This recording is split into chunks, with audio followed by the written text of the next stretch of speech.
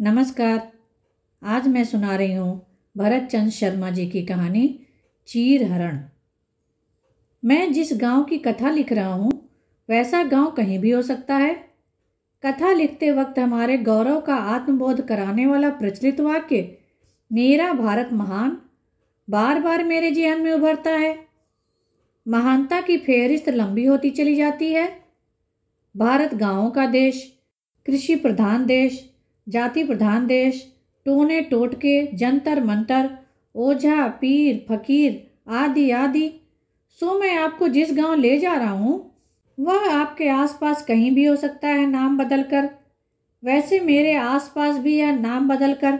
हर 5 kilometre पर कहीं खेड़ा तो कहीं टमाटिया तो कहीं पाड़वा तो कहीं बस्ती जैसे रूपों में रंगा खड़ा है। कथा गांव की है तो गांव में जाति के हिसाब से मोहल्ले टोले बसे हुए हैं। बामनों का मोहल्ला, ठाकुरों की टेकरी, फूस अथवा खपरेल की झोपड़ियों वाला चमार टोला, बरगद और पीपल का पूरा पेड़, टूटा हुआ कुआं, 6 महीने बहने वाली नदी आदि आदि। इसलिए मैंने लिखा है कि ऐसा गांव तो कहीं भी हो सकता है। गांव है इसलिए ऊंच नीच, छुआछूत, जाति पाति आदि सभी पारंपरिक शैली में विद्यमान है। यहाँ तक तो गांव गांव ही रहता है। यदि चमार टोले में बरगद के पेड़ तले हो रही पंचायत बैठक यह कहानी नहीं बनती। चमार टोले की पंचायत में काफी गर्माहट आ गई है। गर्माहट का केंद्र बन गए हैं अध्यापक कोदार लाल, यानी गांव की चमार जाति का एकमात्र पढ़ा लिखा, सरकारी नौकरी पेशा, पौढ़त्त की ओर बढ़ता आदमी। गांव में चारों तरफ महुए के वृक्षों की भरमार है। अप्रैल मई का महीना क्या आता है, पेड़ों तले टपाटप महुए टपकने लगते हैं। छोटी जाति की औरतों को महुए बीनने का रोजगार मिल जाता है। पुरुषों को अपनी थकान मिटाने का साधन देशी दारू मिल जाती है, जिसे गांव के लोग महुड़ी कहते हैं।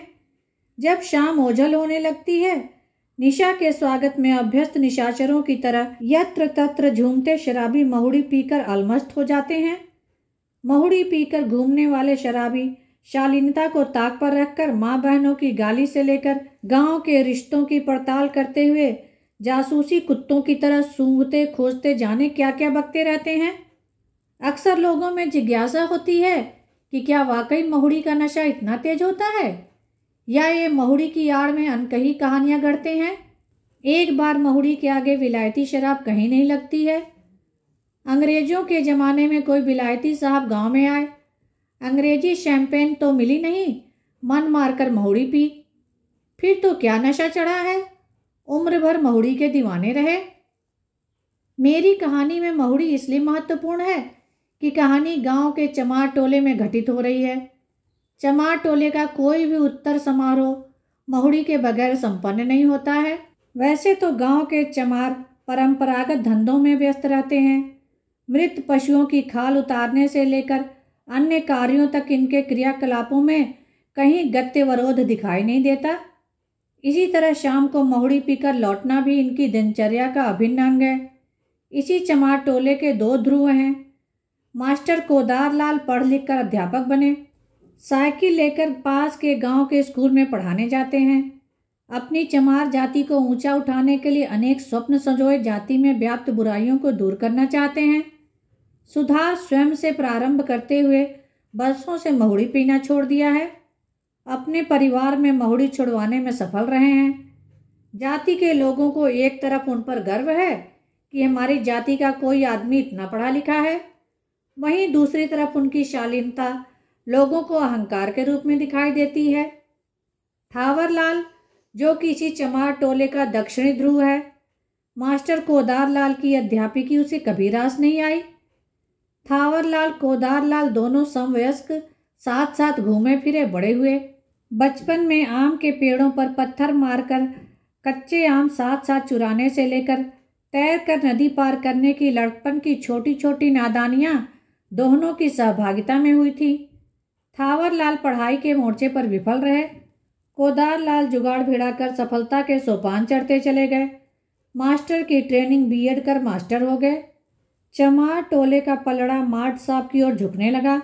जाति के लोग अपने घर के बच्चों को मार्ट साहब जैसा बनने की सलाह दिया करते थे। मार्ट साहब का जीवन शांत मंथर, कहीं कोई व्यतिक्रम नहीं। मार्ट साहब सामाजिक बुराइयों से लड़ने की नई नई योजनाएं बनाते। घर के मोर्चे पर माँ बाप तथा पत्नी सुखी। दुख था तो यही, सुखी बाई विवाह के 15 वर्ष व्यतीत होने पर भी सुखी नहीं हो पाई। मार्ट साहब के कोई औलाद नहीं हुई। बुराइयों से लड़ने वाले मार्ट साहब थे, सो दूसरी शादी उन्होंने नहीं की। नाते रिश्तेदारों के सारे सुझाव आदेश उन्होंने ठुकरा दिए। पत्नी सुखीबाई ने एक रात कहा, तुम तो खूब पढ़े हो, पर वंश का नाम रखने के लिए दूसरा विवाह करो। कोदार लाल ने सुखी को अपनी बाहों में ले लिया। मैंने तुमसे विवाह किया है, संतान के मोह में तुम्हारा अधिकार तुमसे नहीं छीन सकता। पत्नी सुखी विह्वल हो गई। सुखी की आंखों से आंसू टपके कोदार लाल के विश्वास को भीतर तक सींच गए। समय ने पलटा खाया। पढ़ाई से विमुख हुआ थावर लाल अपने बाप के साथ मृत पशुओं की खाल उतारता, महुड़ी पीता, आवारा गर्दी करता। एक दिन गांव छोड़कर कहीं भाग गया।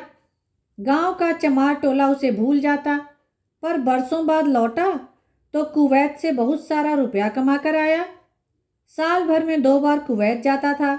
चमकदार कपड़े, नई नई घड़ियां, टेप रिकॉर्डर, जाने क्या क्या लेकर आता था। विदेशी परफ्यूम का खूबसूरत झोंका उसके कपड़ों पर तारी रहता था। चमार टोले में सुगबुगाहट होने लगी। थावर लाल के पास सोने के बिस्कुट हैं। थावर लाल के घर का खपड़ैल उड़ गया, पक्का मकान बन गया। थावर लाल के घर पर दूसरी जातियों के लड़के भी आते थे। रात को महुड़ी पीकर जश्न मनाते, ताश खेलते। द्रव्य की कोई कमी नहीं, समाज का कोई बंधन नहीं। सो थावर लाल कुवैत से लौटे, नया ब्याह रचा लिया। टोले का कोई भी व्यक्ति अपनी लड़की उन्हें देकर अपने आप को धन्य समझता। गांव में बैंकों के मैनेजर उनके घर के चक्कर काटते। सवर्ण गरीबों को भी थावर लाल जी ने मुक्त हाथ से दान दिया। गांव की पुरानी कहावत, नाना बना नातियों ने नाणे नाना लाल। सो वैभव विलासिता से परिपूर्ण थावर लाल बाबूजी थावर लाल जी कहे जाने लगे।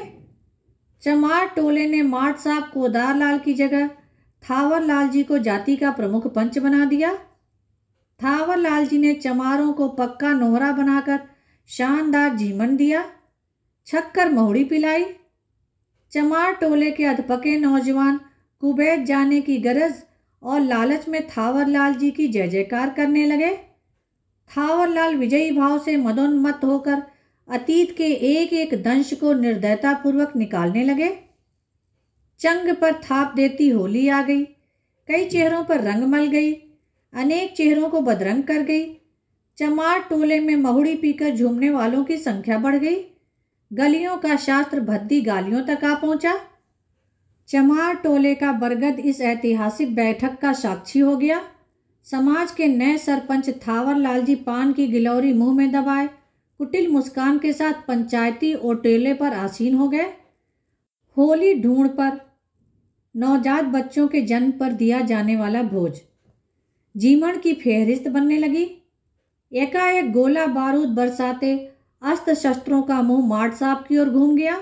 थावर लाल जी के खास फरमाबरदार पंच माणक भाई ने पहला सवाल दागा, मास्टर कोदार लाल के घर आज तक कोई जीवन नहीं हुआ? कोदार लाल, मेरे कोई संतान ही नहीं हुई, इसलिए ढूंढ के जीवन का कोई अवसर ही नहीं आया। फिर भी यदि पंच मान लें तो मैं खुशी से प्रीति भोज देने को तैयार हूं, पर शर्त यह है कि महुड़ी किसी को नहीं पिलाऊंगा। रामू काका, दूसरे पंच, जो कि किसी प्रौढ़ षोडशी सुकुमार लड़की को चौथी पत्नी के गौरवपूर्ण पद पर आसीन करके पंच थावर लाल के ससुर बन चुके हैं, ऊंचे स्वर में चिल्लाए, मास्टर बनकर लाट साहब नहीं बन गया है? ढूंढ भोज नहीं खिलाए तो अग्नि भोज खिला। कोदार लाल, पेट में बच्चा हो और गोद भरवाने की रस्म हो तो अग्नि भोज दिया जाता है। माणक भाई ने प्रस्ताव रख दिया, यदि मास्टर कोदार लाल की पत्नी सुखी को गर्भवती महिला मानकर कुल देवता की पूजा अर्चना कर ढोल के साथ गोद भराई की रस्म का स्वांग किया जाए और अग्नि जीवन हो जावे तो कोदार लाल समाज के ऋण से उऋण हो जाए। सारी जाति और पितरों के आशीर्वाद से हो सकता है कि सुखी की गोद भर जाए। कोदार लाल अपना धैर्य खो बैठे। यह क्या मजाक है? निसंतान औरत को गोद भरवाई का स्वांग करवाना, इससे ज्यादा एक औरत का अपमान क्या हो सकता है? क्या करेंगे कुल देवता और पितर? 2 बार अहमदाबाद ले जाकर सुखी का मेडिकल चेकअप करवा आया हूं। वो मां नहीं बन सकती। जीवन लेना है तो वैसे ही ले लो, महुड़ी नहीं पिलाऊंगा। कुछ नए छोकरे जो कल तक कोदार लाल पर गर्व करते थे, समवेत स्वर में चिल्लाए, माठ साहब, जाति में रहना है तो जाति का कानून मानना पड़ेगा। महुड़ी भी पिलानी पड़ेगी, सुखी काकी की गोद भी भरवानी पड़ेगी। नहीं मानोगे तो जाति से बाहर कर दिए जाओगे। वत्तू काका मर जाएंगे तो कौन सा हेडमास्टर पटवारी बाप की टक्की को कंधा देने आएगा? वत्तू काका भीतर तक कांप गया। कोदार लाल कुछ कहे इससे पहले वत्तू काका खड़े हो गए, माथे का फेटा हाथ में ले लिया। पंच माई बाप, कोदार की बात पर मत जाओ, मेरे बुढ़ापे का लिहाज करो। मैं जीमण दूंगा, महुड़ी भी पिलाऊंगा, कोदार की लाड़ी को गोद भरवाने के लिए समझाऊंगा। मुझे जात बाहर मत करो। सरपंच थावर लाल की कुटिल मुस्कान फैल रही थी। मास्टर कोदार का एक एक आदर्श रेत के महल की तरह ढह रहा था। इस धूर्त सभा में लड़ते लड़ते कोदार अभिमन्यु की तरह निहत्था होता चला जा रहा था। उसका बाप विरोध में खड़ा हो गया। माँ और पत्नी का भी क्या भरोसा। सरपंच थावरलाल देख रहा था कि किसी समय पूरी जाति माठ साहब के पीछे चलने वाली आज उस महाभारत में बदल चुकी थी कि कोदार मास्टर का एक हाथ ही उसके दूसरे हाथ पर वार करने को उद्यत था। थावरलाल ने देखा कि प्रतिशोध की अदृश्य आग की लपटों में कोदार लाल पूरी तरह घिर गया है। कोदार मास्टर आज जिस प्रतिशोध की लपटों में झुलस रहा है वह यकायक तो नहीं धधक उठी। बरसों से थावरा के कलेजे में जो छोटी छोटी चिंगारियां उड़ रही थी वह पुराने बरगद की हवा में अधिकार और रुपए की चकाचौंध में ज्वाला का रूप ले चुकी थी। थावरा और कोदरा इस कथा के ध्रुव हैं तो केंद्रीय पात्र सुखी है, जिसके इर्द गिर्द यह सौर मंडल चक्कर काट रहा है। एकदम गोल गोल घूमती नारंगी की तरह दिखती पृथ्वी की जगह सुखी ने जब अपनी उन्मत्त रूप राशि और अल्हड़ यौवन से तहलका मचा दिया था तो तत्कालीन युवाओं में सुखी को पाने की होड़ लग गई थी। मई का तपता महीना, जब दिन भर सूर्य आग के गोले की तरह तपता है, दिन भर अंगारे बरसाता है। प्रातःकाल और खासकर सूर्योदय के ऐन पहले का वक्त बड़ा भला लगता है। यही समय होता है जब महुड़ी टप टप महुए टपकते हैं और दिहाड़ी मजूरी पर लगे मजूर महुए बीनते हैं। ऐसी ही किसी सुबह में महुए बीनता तरुण थावरा सुखी का अंग प्रत्यंग अल्हड़ यौवन के कमानों से थावरा के कलेजे को बेध रहा था। ठंडी हवाओं में महुआ गंध से उन्मत्त थावरा ने एकाएक सुखी की कलाई पकड़ ली। ऐ सुखी, मुझसे शादी करेगी? कांच में जाकर अपनी शक्ल देख। बंधन छुड़ाकर भाग खड़ी हुई सुखी। ज्वाला की पहली चिंगारी सुलगी थी। अनेक अवसरों पर थावरा ने अनेक प्रलोभन दिए। कभी बड़ेश्वर के मेले से कानों की झुमकी लाया तो कभी गले का हार, पर सुखी टस से मस न हुई। वो मना करती और थावरा नारंगी की तरह घूमती हुई सुखी को कभी कंडे थापती तो कभी मिट्टी का घड़ा पानी लाती अधभीगी सुखी को, तो कभी नदी में उन्मुक्त अटखेलियां करती सुखी को चोर निगाहों से निहारता। जैसे ही प्रकट होता घूमती हुई पृथ्वी छिटक कर दूर जा भागती।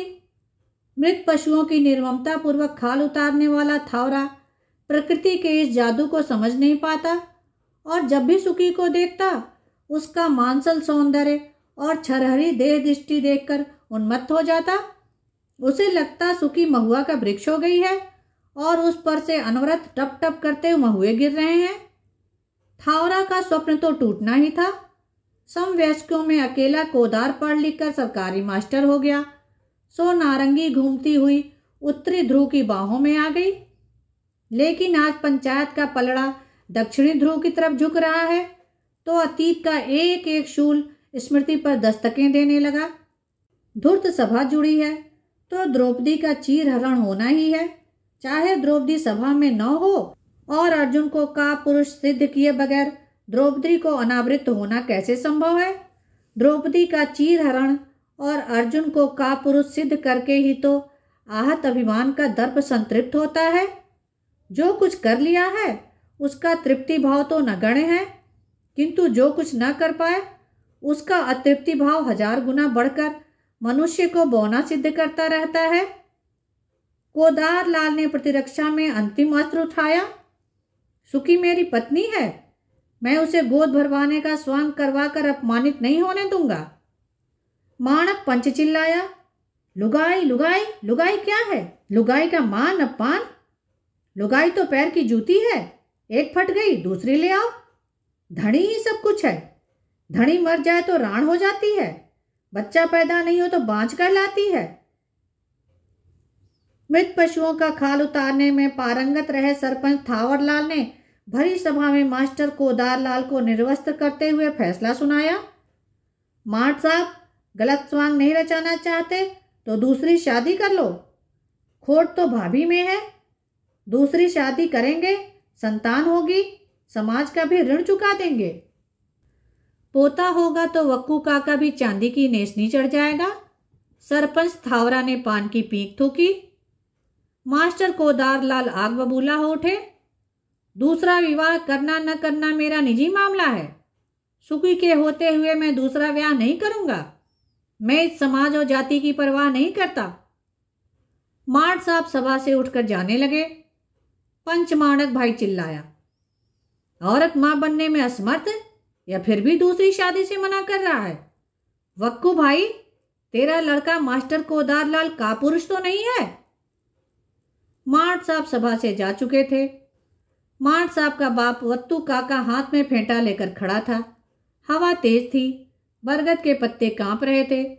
सबकी निगाहें सरपंच थावरा भाई की ओर अंतिम फैसला सुनने को लगी हुई थी। धन्यवाद। कहानी को लाइक करें और शेयर करें। मेरे चैनल को सब्सक्राइब कर लें, जिससे सभी कहानियाँ आपको समय पर मिल जाएं।